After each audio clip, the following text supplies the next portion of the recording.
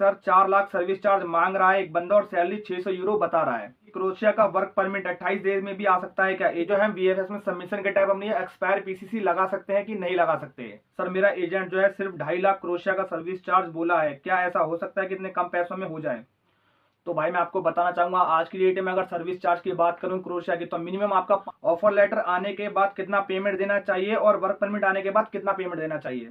नमस्कार दोस्तों, स्वागत है आप लोगों का ट्रैवलिंग हीरो के एक और वीडियो में। तो दोस्तों जैसा कि आप लोगों ने थंबनेल में देखा होगा, आज की वीडियो हमारी होने वाली है क्रोएशिया के क्यूएनए के ऊपर। मतलब दोस्तों क्रोएशिया के वर्क परमिट 2024 से रिलेटेड जो भी दोस्तों आप लोगों के सवाल होते हैं, दोस्तों सारे सवालों को लेके मैंने आप लोगों की एक वीडियो बना रखी है। तो दोस्तों बहुत सारे सवाल जो मेरे पास आ रहे थे क्रोएशिया के वर्क परमिट 2024 से रिलेटेड, बहुत सारे लोगों की क्वेरीज थी। मेरे इंस्टाग्राम पे भी दोस्तों मैसेज आ रहे थे, वीडियो के कमेंट में भी आ रहे थे। तो दोस्तों सबको लेके मैंने आप लोगों के लिए कंप्लीट क्यूएनए वीडियो बनाई है, जिससे कि दोस्तों आप लोगों की बहुत ज्यादा हेल्प हो जाएगी। दोस्तों ऑलरेडी मैंने इन लोगों के सबके जवाब दे चुका हूं, लेकिन फिर भी दोस्तों मैंने सोचा आप लोगों के लिए क्यूएनए वीडियो बना दूं, जिससे कि दोस्तों जिन भी लोगों के सवाल होते हैं उन सारे लोगों के जो भी सवालों के जवाब मिल जाएं और दोस्तों आप लोगों की इससे जो है थोड़ी बहुत हेल्प हो सके। तो दोस्तों वीडियो को पूरा देखना ताकि आप लोगों को सारी इंफॉर्मेशन पता चल जाए। इसी के साथ दोस्तों वीडियो को स्टार्ट करते हैं। तो दोस्तों जिन जिन लोगों ने मेरे से जो है सवाल पूछा था, मैंने सबके जो है स्क्रीनशॉट ले रखे हैं। तो उन सारे भाइयों के मैं सवाल के जवाब आज की डेट में देने वाला हूँ,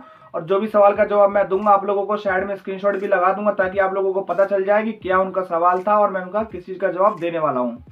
तो दोस्तों जो सबसे पहला जो मेरे पास जो है सवाल आया है, या फिर इसको आप लोग सजेशन भी कह सकते हैं, इनका नाम है दोस्तों रमेश कुमार। और इनका जो है मेरे पास जो है सवाल आया है, सर थोड़ा धीरे से बोलिए, फास्ट क्यों बोलते हैं, ट्रेन या बस पकड़ना है क्या आपको? तो दोस्तों इनका जो है मेरे लिए, मैं इसको सजेशन ही मान सकता हूँ। तो दोस्तों रमेश भाई के अलावा भी बहुत सारे दोस्तों का मेरे पास मैसेज भी आता है कि सर आप थोड़ा धीरे बोलिए, कि जो है हमें जो है पूरी क्लियरिटी के साथ हमें पता चल सके।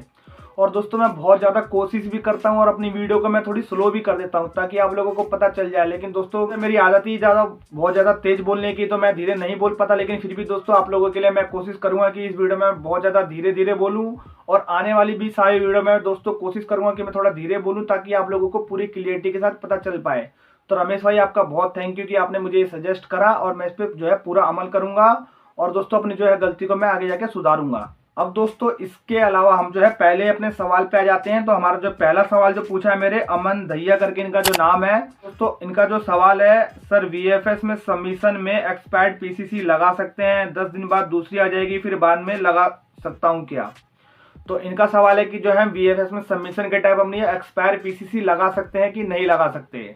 इसके अलावा भी दोस्तों जो है इस सवाल से रिलेटेड मेरे पे एक और भाई का सवाल आया था, तो आप लोगों को शायद में शो हो रहा होगा, अमरेज मलिक करके इनका नाम है। और इनका भी सवाल दोस्तों इससे रिलेटेड ही है कि हेलो सर, मेरा पीसीसी 26 डेज पहले जो है एक्सपायर हो गया है, क्या आप वीएफएस में सबमिशन हो जाएगा और कोई प्रॉब्लम तो नहीं आएगी, क्योंकि मेरा जो वर्क परमिट है 2 महीने होने वाला है, क्या वीएफएस में सबमिशन हो जाएगा, प्लीज रिप्लाई मी। तो 2 लोगों का दोस्तों इसी से रिलेटेड मेरे पास सवाल आया है कि हम लोग एक्सपायर्ड पीसीसी को अपने वीएफएस सबमिशन के टाइम पे जमा कर सकते हैं कि नहीं।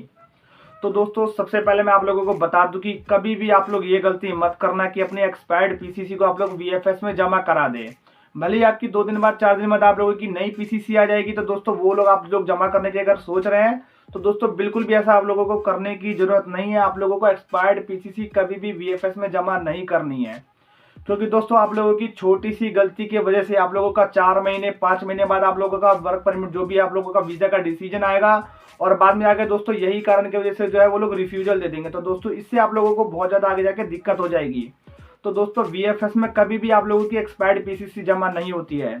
अगर आपके वर्क परमिट में थोड़ा बहुत टाइम बचा हुआ है तो दोस्तों आप लोग दोबारा से अपॉइंटमेंट ले लीजिए और अपनी पीसीसी को जो है तत्काल बेस पे बनवाइए। और दोस्तों नई पीसीसी, वैलिड पीसीसी आप लोगों की जो है वीएफएस में जमा होनी चाहिए। दोस्तों मैं आप लोगों को एग्जांपल के तरीके में बता देता हूं, अगर आप लोगों की 2 तारीख की अपॉइंटमेंट है और अगर आप लोगों की पीसीसी 3 तारीख को भी एक्सपायर हो रही है, तो भी दोस्तों आप लोग एक पल के लिए उसको जमा करा सकते हैं, इससे आप लोगों को कोई भी दिक्कत नहीं आएगी। लेकिन अगर आप लोगों का 2 तारीख की अपॉइंटमेंट है और अगर आप लोगों की पीसीसी 1 तारीख को एक्सपायर हो रही है, तो भी दोस्तों आप लोग जो है उस पीसीसी को जमा मत करवाइए। आप लोग नई पीसीसी बनवाइए, और नई पीसीसी और वैलिड पीसीसी और पीसीसी को अपोस्टाइल करा के आप लोग जो है वीएफएस में जमा कराइए। नहीं तो दोस्तों आप लोगों को जो है वीजा रिफ्यूजल ही देखने को मिलेगा, इसके अलावा आप लोगों को इससे कोई भी फायदा नहीं होने वाला है। अब दोस्तों हम लोग जो है अपने तीसरे सवाल पे आ जाते हैं। तीसरा जो सवाल पूछा है हमारे जो दीप विशु करके इनका नाम है, और इनका सवाल आप लोगों को साइड में शो भी हो रहा होगा। इनका जो सवाल आया, क्रोएशिया का वीएफएस का फीस टोटल कितना पैसा लगता है। तो दोस्तों ये जो है डिपेंड करता है कि आपने कौन से वीएफएस सेंटर में आप लोगों को अपनी फाइल लगानी है। अगर मैं अपनी मुंबई वीएफएस की बात करूँ तो उसमें जो आप लोगों का वीजा फीस लगता है 15,900 रुपये आप लोगों का वीएफएस का फीस होता है। इसके अलावा जब आप लोग अपॉइंटमेंट बुक करते हैं तो उसका 2300 से लेके 2500 तक का जो है वो अपॉइंटमेंट का पेमेंट आप लोगों को अलग से करना पड़ता है। तो दोस्तों वो पेमेंट अलग हो गया। इसके अलावा जब आप लोग वीएफएस में जाते हैं तो 15,900 रुपये आप लोगों की वीजा फीस होती है। इसके अलावा अगर आप लोग जो है प्रीमियम लॉन्च लेते हैं तो उसका आप लोगों को 1500 रुपये अलग से देना पड़ता है। और दोस्तों इसके अलावा आप लोगों को जो है एप्लीकेशन जो फॉर्म होता है वीजा एप्लीकेशन फॉर्म अगर आप लोग उन लोगों से भरवाते हैं तो इसका जो है 2500 रुपये वो लोग अलग से लेते हैं। तो दोस्तों 19,000 कुछ आप लोगों का पेमेंट जो है टोटल बनता है। और दोस्तों अगर मैं दिल्ली की बात करूँ तो दिल्ली में आप लोगों का 9,800 रुपये करीब आप लोगों का नॉर्मल लॉन्च का इतना जो है वीएफएस का जो है वीजा का फीस लगता है। तो दोस्तों मुंबई और दिल्ली में फर्क है। तो अगर आप लोग जो है मुंबई में जाके जमा कराते हैं तो 15,900 रुपये आप लोगों का नॉर्मल जो है वीजा का फीस है और दिल्ली में आप लोगों का 9,800 रुपये तक इसका वीजा का फीस है। तो दोस्तों आप लोग देख लेना आप लोग कौन से वीएफएस सेंटर में जा रहे हैं और इस हिसाब से दोस्तों आप लोग जो है कैश लेके जाना। इसके अलावा दोस्तों मैं आप लोगों को यही सजेस्ट करूंगा कि आप लोग जो है 15,000 से 20,000 रुपये तक अपना कैश लेके वीएफएस में जाएं, ताकि अगर दोस्तों बाई चांस आप लोगों को कोई दिक्कत होती है तो आप लोग आपके जेब में जो है उतना कैश अवेलेबल हो कि आप लोग वहां पे जाकर पेमेंट कर सकें। अब दोस्तों जो है हम अपने अगले सवाल पे आते हैं। अगला सवाल जो इन्होंने पूछा है मेरे पे, इनका नाम है यश रिमू करके इनका नाम है और इनका सवाल मेरे पास आया, सर मेरी एक आई में विजन नहीं है, क्या मेरा टीआरसी हो जाएगा या नहीं। तो भाई अगर आपके एक आई में जो है विजन ही नहीं है, मतलब विजन का मतलब होता है दिखना, अगर आपको एक आंख से बिल्कुल ही नहीं दिखता है तो मैं आपको यही सजेस्ट करूंगा कि आप लोग क्रोएशिया मत जाइए, क्योंकि दोस्तों क्रोएशिया जाएंगे और अगर आप लोगों का एक आई में पूरा ही विजन अगर नहीं है, थोड़ा बहुत है तो आपका चल जाएगा, लेकिन पूरा ही विजन नहीं है तो दोस्तों आप लोगों के लिए क्रोएशिया जाना बेकार है। आप लोग क्रोएशिया मत जाइए, अपनी कंट्री में रह के काम करिए, नहीं तो अगर आप क्रोएशिया जाएंगे तो आपको बहुत ज़्यादा दिक्कत होने वाली है। इसके अलावा अगर मैं बात करूं आप लोगों का टीआरसी बनेगा कि नहीं, अगर आपका वीजा किसी भी तरीके से लग गया, आप लोग क्रोएशिया में चले भी जाते हैं तो इसके बाद आप लोगों का ट्रेड पे डिपेंड करता है कि आपका कौन सा ट्रेड है। अगर आपका जो भी आपकी जॉब है, अगर आपकी नॉर्मल कोई जॉब है जिसमें आपका उतना काम नहीं है तो जाहिर सी बात है आपका मेडिकल जो है आपका क्लियर हो जाएगा, उसके बाद आपका टीआरसी भी बन जाएगा। लेकिन अगर आपका ऐसा कुछ काम है जैसे वेल्डर का है या फिर ऐसा कुछ काम है जिसमें आपका आँख की बहुत ज़्यादा जरूरत पड़ती है तो उसमें आप लोगों का मेडिकल में आप लोग अनफिट हो जाएंगे और उसमें आपका टीआरसी तो बिल्कुल भी नहीं बनने वाला है। तो दोस्त मैं आपको यही सजेस्ट करूंगा कि अगर आपके आंख में बहुत ज्यादा दिक्कत है, आप इंडिया में ही अपनी आंख का पहले इलाज करा लीजिए, उसके बाद आप क्रोएशिया या फिर किसी भी शेंगन कंट्री के लिए अप्लाई कीजिए। लेकिन मैं आपको बताना चाहूंगा कि अगर आपका पहले से ही वीजा आ चुका है और आप जो है क्रोएशिया पहुंच चुके हो तो इसके ऊपर जो है आपके एम्प्लॉयर पे डिपेंड करता है कि आपका काम कौन सा है, कि आपकी टीआरसी बनेगी कि नहीं। तो आप अपने हिसाब से देख लीजिए जो भी आपको बेहतर लगे। अगर आप जो है अपना इलाज करा के जाना चाहें तो बाद में जाइए, या फिर अगर आप जा चुके हैं तो आप अपना प्रोसेस आगे का करिए। अगर टीआरसी बन जाए तो बहुत अच्छी बात है, नहीं तो दोस्तों आप जो है वापस इंडिया आ जाइए, अपना इलाज कराइए और दोबारा जो है क्रोएशिया के लिए आप लोग जाइए। अब दोस्तों अगले सवाल पे आते हैं। अगला सवाल जो है आदिल खान करके इनका नाम है और इनका जो सवाल है, भाई कंस्ट्रक्शन वर्कर या क्लीनर में जाना ठीक रहेगा फ्रेशर में। तो भाई कंस्ट्रक्शन वर्कर की काम जो है बहुत ज़्यादा हार्ड होता है क्रोएशिया में। मैं आप लोगों को पहले ही बता दूं कंस्ट्रक्शन वर्कर का काम बहुत ज़्यादा हार्ड होता है। अगर आप जो है कंस्ट्रक्शन वर्कर में जाना ही चाहते हैं तो मैं आपसे ये रिक्वेस्ट करूंगा कि आप पहले से ही इंडिया में किसी भी तरीके की स्किल सीख लीजिए। सीएनसी ऑपरेटर, वेल्डर, टाइल मैसन या फिर फैब्रिकेटर, किसी भी तरीके की आप कंस्ट्रक्शन से रिलेटेड जो है स्किल सीख लीजिए। उसके बाद आप लोग क्रोएशिया में जाइए, आप लोगों की जो है सैलरी भी बहुत अच्छी खासी रहेगी और आपका जो है ज़्यादा मेहनत भी नहीं लगेगा। लेकिन अगर आप कंस्ट्रक्शन हेल्पर में जाते हैं तो दोस्त बहुत ज़्यादा मेहनत का काम होने वाला। अगर आपको जो है आदत है इसकी तो आप जाइए, आपके लिए ठीक रहेगा। लेकिन दोस्तों अगर आपको आदत बिल्कुल भी नहीं है मेहनत करने की तो आपको जो है क्रोएशिया में जाके बहुत ज़्यादा दिक्कत का जो है सामना करना पड़ेगा। इसके अलावा अगर क्लीनर में आप एज अ फ्रेशर जाना चाहते हैं तो बिल्कुल आप जा सकते हैं, नॉर्मल काम रहेगा। आप अगर करना चाहते हैं तो कर सकते हैं। और इसके अलावा जो है अगर आप पे किसी भी तरीके की स्किल है, अगर आप चाहते हैं कि वहाँ पे मैं क्लीनर में चले जाऊँ उसके बाद मैं अपने जॉब को चेंज कर दूँ तो बिल्कुल आप क्लीनर में जा सकते हैं। जो भी आप लोगों का जो है वर्क परमिट का टाइम होगा 1 साल का, आप उसको जो है पीरियड को कंप्लीट कीजिए। उसके बाद आप प्रॉपर तरीके से अपनी जॉब को वहाँ पे जाके चेंज कर लीजिए। तो दोस्तों आप लोगों के लिए जो है फ्रेशर में अगर आप जाना चाहते हैं और बाद में जाकर अपना जॉब चेंज करना चाहते हैं तो आप बिल्कुल जा सकते हैं, आपको वहाँ पे जाके कोई भी तरीके की दिक्कत नहीं आने वाली है। अब दोस्तों हम अगले सवाल पे आते हैं। अगला सवाल जो है नवनीत कुमार करके इनका सवाल है और इनका जो सवाल आया है, is being processed at embassy consulate on 11/13/2023, इसका क्या मतलब है सर। तो नवनीत भाई मैं आपको बताना चाहूंगा, अगर आपका जो है आप लोग अपना जो है वीजा स्टेटस जब आप जाके ऑनलाइन जाके चेक करते हैं तो आपका ये लिखा हुआ आता है कि your visa application has been forwarded to VFS centre Delhi and your visa application is being processed at embassy consulate on this is date. तो जो भी अगर आपने अपनी वीएफएस में फाइल जमा करा दी है, आपने जो है अपनी 13 तारीख को कराई है अपनी फाइल 11वें महीने में, मतलब नवंबर 13 तारीख को अपने जो है वीएफएस में फाइल लगाई है और आपकी जो फाइल जो है दिल्ली एम्बेसी कॉन्सुलेट के पास पहुंच चुकी है और आपकी फाइल जो है प्रोसेस में है। इसका मतलब आपकी जो है फाइल प्रोसेस में है। और आज की डेट में मैं बात करूं तो मिनिमम आप लोगों का 120 दिन से लेके 130 दिन तक का टाइम आपका वीजा आने में लग रहा है। तो बिल्कुल दोस्तों आप वेट कीजिए, मिनिमम आप लोगों का 120 दिन लगेगा। 120 दिन के बाद आप लोगों का वीजा का जो है स्टेटस चेंज हो जाएगा और आपका वीजा आपके पास आ जाएगा। तो दोस्त इसका मतलब यही है कि आपकी जो है वीजा का प्रोसेस जो है, वीजा की फाइल जो है आपकी जो है प्रोसेस में है अभी। तो इसका मतलब दोस्त यही है। तो दोस्तों अब जो है अगले सवाल पे चलते हैं। अगला सवाल जो आया है पार्थिव ठाकुर करके इनका नाम है और इनका सवाल आया है, भाई मैं दुबई में सिक्योरिटी गार्ड की जो है जॉब कर रहा हूं और मैंने अब वेयर हाउस वर्कर के लिए अप्लाई किया है, इसका कोई फर्क तो नहीं पड़ता मेरे वीजा पर? तो भाई अगर आप प्रॉपर तरीके से सिक्योरिटी गार्ड का काम जो है दुबई में कर रहे हैं तो दोस्त अगर आप पे अच्छी खासी स्किल है, मतलब आप पे जो है अच्छा खासा एक्सपीरियंस है सिक्योरिटी गार्ड का, तो आप खुद से भी अप्लाई कर सकते थे। आपको बहुत सारी ऐसी कंट्री है जो सिक्योरिटी गार्ड की भी रिक्वायरमेंट वहाँ पे आती है, तो आपको उस चीज़ की भी जॉब वहाँ पे खुद से भी मिल जाती है अगर आप पे है 4 साल 5 साल का अच्छा खासा एक्सपीरियंस होता। लेकिन जो है आपने किसी एजेंसी के थ्रू अपने वेयर हाउस वर्कर के लिए अप्लाई करा है, तो मैं आपको बताना चाहूँगा इससे आपको जो है कोई भी दिक्कत नहीं आने वाली है। मैंने इनका ऑलरेडी जो है रिप्लाई दे दिया था, लेकिन फिर भी मैंने एक वीडियो बना दी ताकि बहुत सारे लोगों को जो है ये इन्फॉर्मेशन पता चल जाए।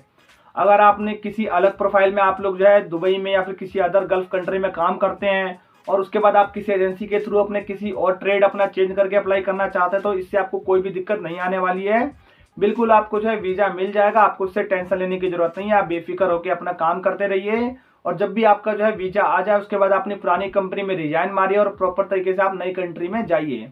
तो आपको आने वाले आपके वीजा के लिए बहुत ज्यादा मैं मुबारकबाद देना चाहूंगा। आपने अप्लाई कर दिया तो दोस्तों आप वेट कीजिए और आपका वीजा आ जाएगा। आप जो है प्रॉपर तरीके से क्रोएशिया में चले जाएंगे, आपको कोई भी दिक्कत नहीं आएगी। तो दोस्तों अगले सवाल पे हम लोग चलते हैं। अगला सवाल जो इनका आया है मोहम्मद करके इनका नाम है और इनका जो सवाल आया है, सर मेरा एजेंट जो है सिर्फ 2.5 लाख क्रोएशिया का सर्विस चार्ज बोला है, क्या ऐसा हो सकता है कि इतने कम पैसों में हो जाए? तो भाई मैं आपको बताना चाहूंगा आज की डेट में अगर सर्विस चार्ज की बात करूं क्रोएशिया की, तो मिनिमम आपका 5 लाख तो कोई भी एजेंट ले रहा है। 5 लाख से लेकर 6 लाख 7 लाख रुपए तक आज की डेट में दिल्ली में या फिर किसी इंडिया में मैं बात करूं तो एजेंसी आज के टाइम पे इतना चार्ज कर ही रही है। लेकिन अगर आपने जो है अपनी फाइल को लगा दिया है, अगर आप किसी अपने दोस्त या अपनी फैमिली मेंबर के थ्रू अगर क्रोएशिया में जाते हैं तो दोस्तों बिल्कुल आप इतने कम पैसे में भी क्रोएशिया जा सकते हैं। लेकिन मैं आपको यही सजेस्ट करूंगा कि अगर आप कहीं से अगर अपनी फैमिली में या फिर फ्रेंड्स के थ्रू अपना जो है ट्रस्टेड आपका कोई फ्रेंड है उसके थ्रू अपना काम करा रहे हैं तो आपको कोई दिक्कत नहीं है। आपका जो है अपने विश्वास पे काम हो रहा है तो आपका हो जाएगा। लेकिन अगर आप किसी स्ट्रेंज बंदे से अपना काम करा रहे हैं, अगर आप लोगों को 2.5 लाख रुपए बता रहा है तो मैं आपको सजेस्ट नहीं करूंगा। अगर आप लोग अपना 2.5 लाख रुपए खर्च कर ही रहे हैं तो 2-2.5 लाख आप लोगों के और लगेंगे। आप लोग एक जेन्युइन और रजिस्टर्ड एजेंसी के थ्रू ही काम कराएं, प्रॉपर एग्रीमेंट करें ताकि आप लोगों को आगे जाके किसी भी तरीके की दिक्कत ना आए। क्योंकि दोस्तों 2.5 लाख रुपए में आज के टाइम पे काम नहीं हो रहा है। वैसे अगर मैं वीजा की बात करूं तो दोस्तों 1 लाख के अंदर आप लोगों का सब चीज कंप्लीट हो जाता है, आप लोग आराम से क्रोएशिया में जा सकते हैं। लेकिन फिर भी दोस्तों आज के टाइम पे एजेंट की मैं बात करूं तो 5 से 6 लाख रुपए लग ही रहे हैं। तो आप लोगों का अगर इतने कम रेट में हो रहा है तो दोस्तों इस शंका का विषय आप लोग इसको चेक कर लीजिए, तभी जाके आगे के लिए अप्लाई करें। अब दोस्तों हम अगले सवाल पे आते हैं। अगला सवाल जो है मनोज गुरुंग करके इनका नाम है और इनका जो सवाल आया है, ऑफर लेटर आने के बाद कितना पेमेंट देना चाहिए और वर्क परमिट आने के बाद कितना पेमेंट देना चाहिए? तो भाई ये जो है आपके ऊपर डिपेंड करता है कि आप लोगों ने कितने में डन करा है। अगर मैं मान लूं कि अगर आपने 6 लाख रुपए में डन करा है अपना क्रोएशिया के लिए, तो ऑफर लेटर दोस्तों कुछ नहीं होता। ऑफर लेटर कई बार कंपनी अपने हैंड से भी निकाल के आप लोगों को दे देती है। तो मिनिमम जो है आप लोग 20,000 से लेकर 25,000 रुपए तक ऑफर लेटर में दे सकते हैं। उसके बाद जब आप लोगों का वर्क परमिट आ जाएगा, वर्क परमिट के टाइम पे आप लोग 1 लाख रुपए से लेकर 2 लाख रुपए तक की पेमेंट कर सकते हैं आराम से। इसके बाद दोस्तों जो भी आपका रिमेनिंग अमाउंट बचेगा आप लोग आफ्टर वीजा पेमेंट करें, आफ्टर वीजा ही जो है अमाउंट को आप लोग दें। क्योंकि दोस्तों आप लोगों का 2 लाख रुपए वर्क परमिट जब आप लोग दे लें, आपके हाथ में जब आप लोगों का वर्क परमिट आए, आप लोग उसको अच्छी तरीके से चेक कर लें। उसके बाद ही दोस्तों आप लोग जो है अगला अमाउंट जब आप लोग वेरीफाई हो जाए तब जाके आप लोग जो है 1 लाख रुपए या 2 लाख रुपए की पेमेंट कर सकते हैं। और उसके बाद दोस्तों आप लोगों का जब वीएफएस हो जाएगा, आपके हाथ में आप लोगों का वीजा आ जाएगा, उसके बाद जो भी आपका रिमेनिंग अमाउंट होगा तब जाके आप पेमेंट करना। बाकी अगर आपने कितने में भी तय करा आप अपने हिसाब से देख लीजिए। जो भी मैंने आपका अमाउंट बताया आप अपने हिसाब से तय कर लीजिएगा आप लोगों को कितना अमाउंट देना है और कितना अमाउंट नहीं देना है। अब दोस्तों आज के जो है लास्ट सवाल पे हम लोग पहुंचते हैं कि जो मेरे एक भाई का सवाल आया, अमन करके इनका नाम है, अमन सैनी करके। तो इनका जो सवाल आया कि सर 4 लाख सर्विस चार्ज मांग रहा है एक बंदा और सैलरी 600 यूरो बता रहा है। तो भाई मैं आपको यही बताना चाहूंगा, अगर 4 लाख रुपए सर्विस चार्ज मांग रहा है तो आपका जो सर्विस चार्ज एकदम जेन्युइन है। इतना सर्विस चार्ज आज के टाइम पे आप लोग किसी भी एजेंसी को दे सकते हैं। अगर आपका एजेंट जेन्युइन है, आपका ट्रस्टेड एजेंट है और गवर्नमेंट रजिस्टर्ड एजेंट है और 4 लाख में अगर आपका काम करा रहा है तो बिल्कुल बेफिक्र होकर आप लोग 4 लाख में अपना जो है क्रोएशिया का काम करा सकते हैं। इसके अलावा मैं सैलरी की बात करूं तो आपका जो सैलरी 600 यूरो है। तो भाई मैं आपको बताना चाहूंगा, क्रोएशिया के अंदर बेसिक सैलरी ही 840 यूरो, तो आपको 600 यूरो वो एजेंट कैसे दे सकता है। क्रोएशिया में अगर आप लोग जाते हैं तो 840 यूरो आपको बेसिक सैलरी मिलेगी। इसके अलावा अगर आप ओवर टाइम करते हैं तो मिनिमम आप 900 से लेके 1000 यूरो तक आराम से कमा सकते हैं। तो दोस्तों यही फर्क पड़ता है, अगर आप लोग जो है यहाँ पे सर्विस चार्ज कम देंगे तो वहाँ पे जो है एजेंट सेटिंग करके आपका जो है सैलरी में भी कमीशन वो लोग आज के टाइम पे सेट कर लेते हैं।